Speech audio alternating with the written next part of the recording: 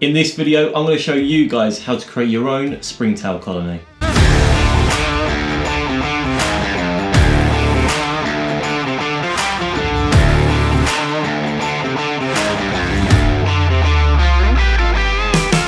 Hello and welcome to Elliotts Exotics. My name's Jack, and if you like videos on tarantulas, snakes and more, please consider subscribing to the channel and liking the video.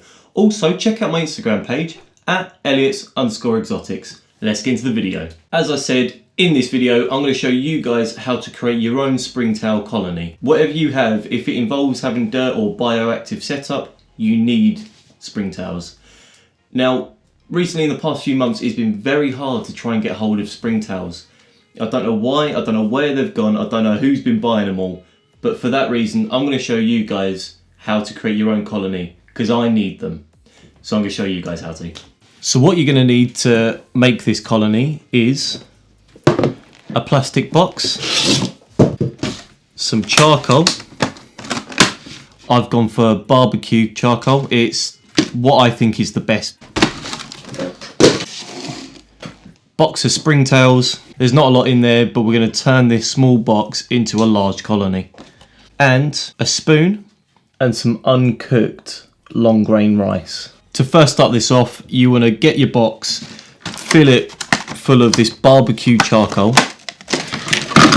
There's not a lot in there, but that's all I could get hold of at the time. It does get quite messy. So how I'm going to do it is I'm going to have the charcoal one side, and I'm going to leave a little bit of open space for the moment, and then I'm going to put some more charcoal. I'd like to cover this bottom bit, this whole floor area, with charcoal. Just a disclaimer, doing this does get quite messy, so just be warned, don't do this on your best carpet. And then we're just going to add some water. With the water you want to add about 1 centimetre, that is more than enough. And then we're going to move on to the springtails. How I'm going to do it is I'm going to do the flooding technique. I've already put a little bit in there just to try and get them off. So we'll put that into there and they'll just thrive off that water. And how we do this is we just fill it up full of water, and the springtails should come right to the top. So we're just going to push it all down so the springtails can get to the top. So once you've flooded it out a bit, all the springtails should be at the top. You'll see loads of little white little bugs on top. They're the springtails. So what you're going to want to do,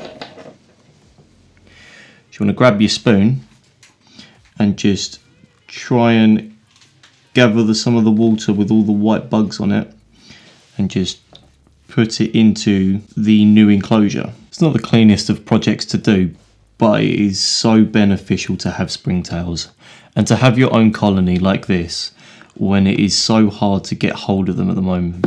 What springtails will do, for those of you who don't know, springtails in an enclosure like tarantulas or lizards, anything like that, anything with dirt, they will eat all the microbacteria that you can't see, as well as fungus. They'll eat anything. So you just want to scoop up everything, even if they don't look like they're alive, anything white, because what it might be is it might just be springtail eggs. So the reason we're going to be putting them on charcoal is because that is where they thrive.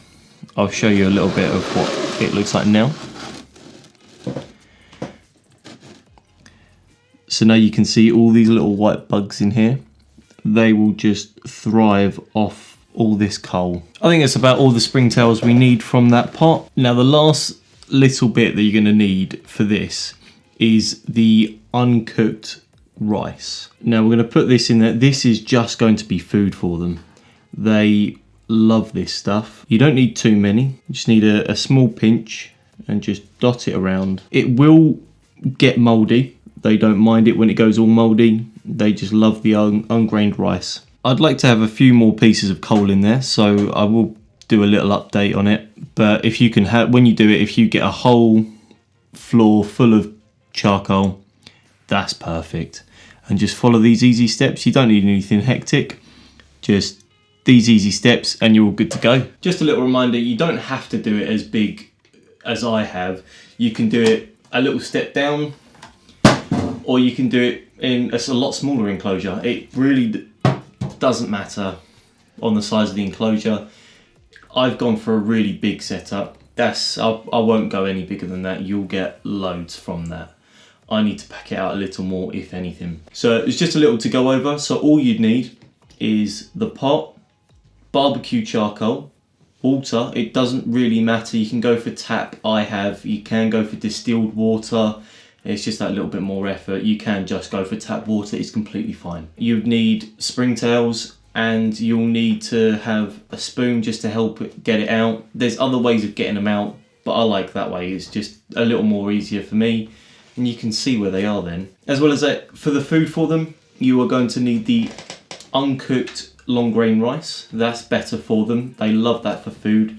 It will get mouldy over a couple of days, but they'll eat it all up. They love that stuff, and they'll thrive from that on the charcoal. I know it's not like the videos I've done previously, like feeding videos, new tarantulas, new animals, but I think this is also important, because having something like springtails and a colony of springtails, they will help your enclosures thrive.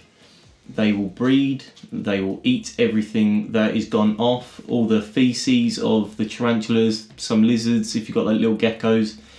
They'll keep that enclosure fresh, as well as having isopods in there, like little wood lice. They help as well, but I think the good starter is springtails, and as it's getting hard to get hold of springtails at the moment, I'm not too sure why. This is why I've done this video, because I'll need more. You guys, I'm sure, have loads of springtails, or need springtails, or wondering about springtails.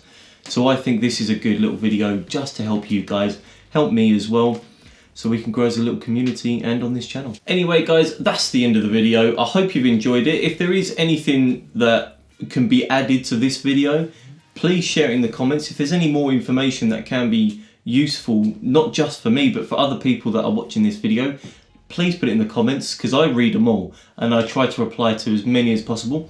So if you leave a comment, hopefully it will help me out and other people in the future that see this video.